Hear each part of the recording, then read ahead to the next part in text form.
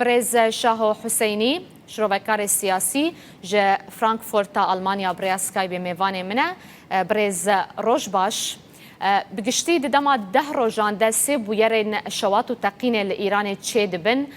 چه گریدان دنا براوان هر سی بویران ده هیا گلو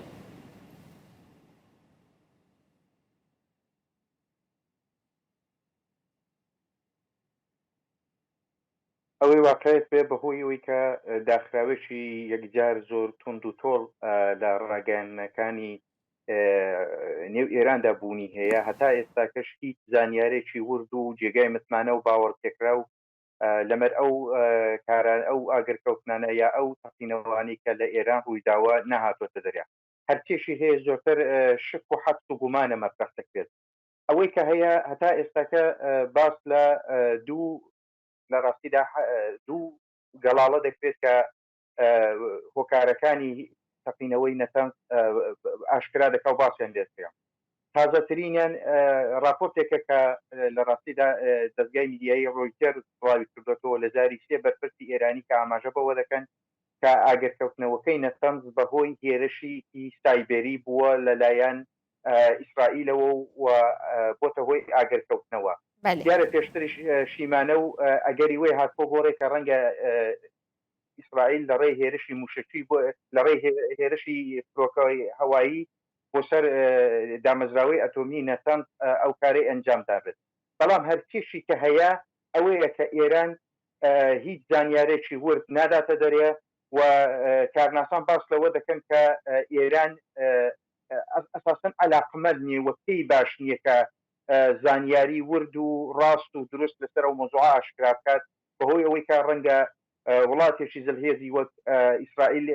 لە پشتی ئەو هێرشەوە بێت و دە و هێرشە تێوەگلا بێت و ئێران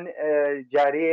ئیمکان و مجالی ڕوبەڕووبوونەوە وەڵامدانەوەی بەو هێرشە نەبێت لێدها ینی لە گۆری ئاخافنێن تەژی گوت بەحساوەیەکێ تێکردن لەوێ دەرێ کو ئەڤ بویەرە کۆ لە نەتەنز چێ بووە ji 12 ساڵان و حەیانەها زیانە هەری زێدە گەهاندیە بنگەهێن ئەتۆمیە ئیرانێ واتە وێ ئیران بڕاستی بێ بەرسف بمینە یان jî wê bersivê bide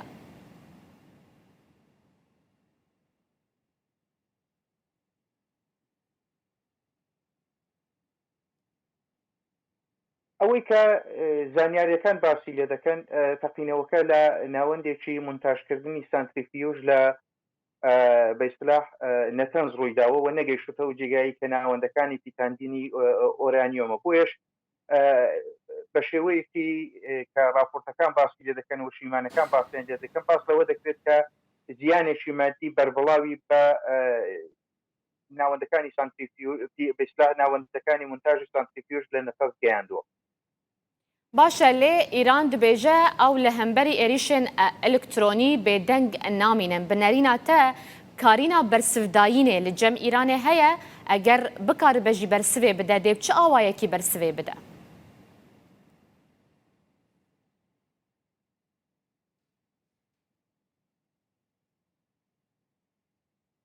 واقعیتەوەی کە کۆماری ئیسلامی جارێ هیچ لێدوانێکی ڕوون و ئاشکرا و دەقیقی لەمەر ئەو تەقینەوانە نەداوە و ئەوە نیشان دەدا کە کۆماری ئیسلامی مەجال و ئیمکانی وەڵامدانەوەی بەو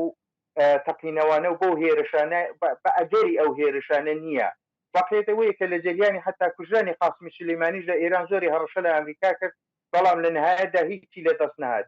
ئێران مەجای ڕوبەڕووبوونەوە و تێوەگلان لە هێرشێک یا کێشەیەکی نیزامی ڕاستەوخۆ لەگەڵ ئیسرائیل یا ئەمریکا لە ناوچەکە نییە بەد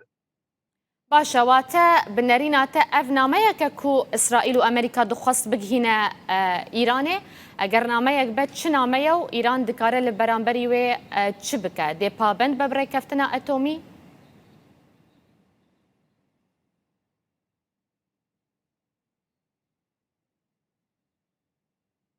ئەوەی واقعیت پێ لە پاش هاتنە سەرکاری دۆناڵد ترامپ و چوونەدەری ئەمریکا لە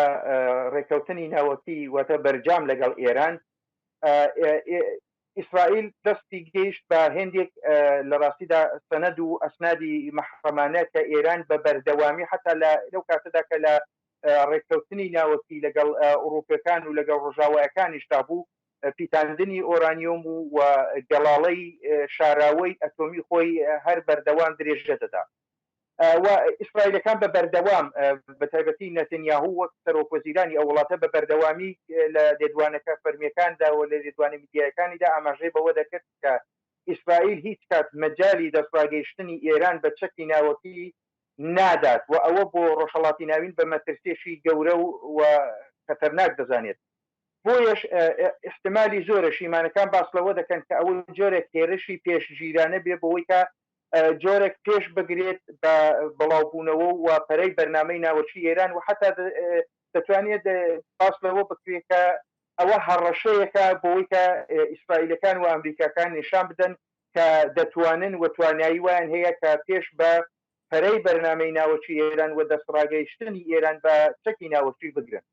ئیجا ئەv تەقین و شەواتن بویەرên ku divan deh rojan de çê bûn li Îranê wê Îran neçar bike ku vegere sermêza gut û bêjaniyan jî zêdetir pabendî rêkeftina etomî be û dawî li kiryarên xwe bîne yan jî rê bide lêkolerên navdewletî ku karê xwe bi esanî bikin li Îranê.